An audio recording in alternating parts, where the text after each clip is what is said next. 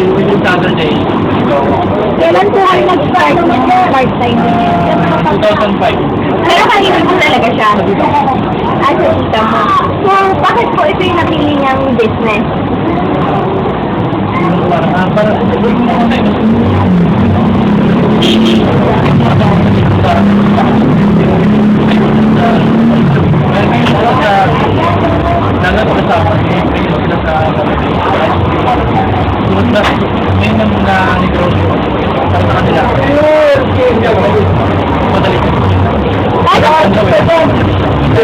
Paano po pag ganito na ordinary din, sino po tumatao dito?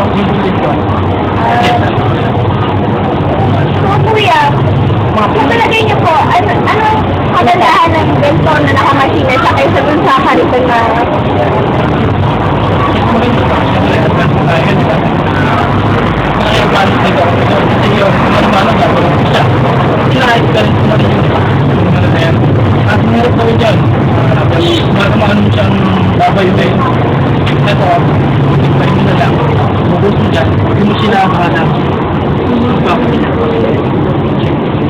So, kuya, sa pananaw niyo po, bakit po ba ang mga Pilipinos mahilig po bumili ng mga murang pagkain?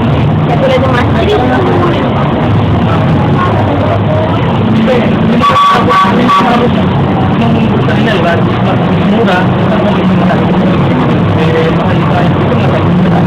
Sir, kung papipiliin po kayo, saan po inyo mas gusto yung magkita? Sa ganitong area o sa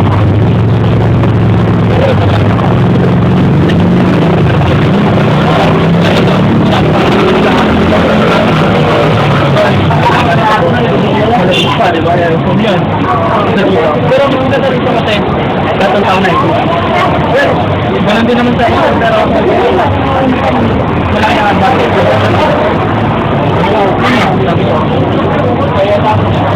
Maganda to. Maganda. mas komportable?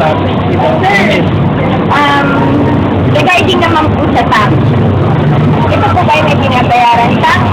Or sa gobyerno? Or pwede na kayo magbili ng stall? Kasi, bago naman sila,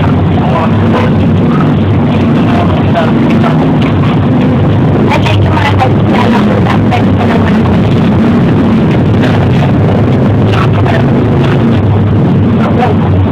Kahit po yung mga ticket sila dito sila po. Eh kuya, pag nagtitinda po kayo nito, daw sa isang araw, magkano naman po inaabot yung Pilipinas? Kasi siya naman po. Kami lang naman na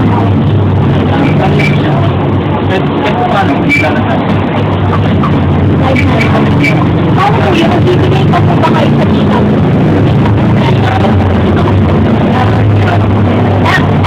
Are you 500? 5,000 pala.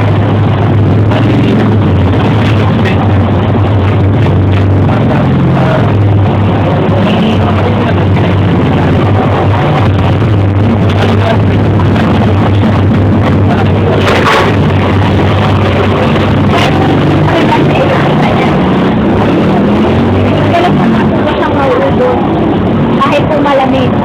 Malamig na yung